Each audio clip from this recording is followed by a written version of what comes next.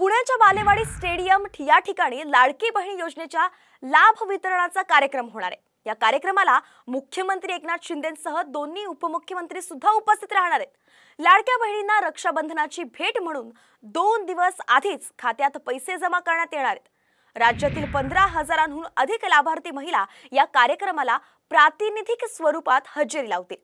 महिलांना रक्कम जमा झाल्याचं प्रमाणपत्र सुद्धा मिळणार आहे।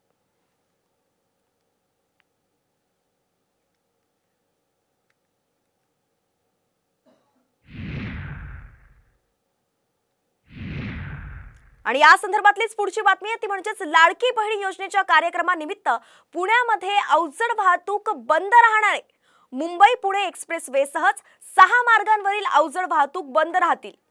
जिल्हाधिकाऱ्यांनी याबाबतचे आदेश काढले आहेत। रात्री 12 वाजेपर्यंत हे आदेश लागू राहणार आहेत।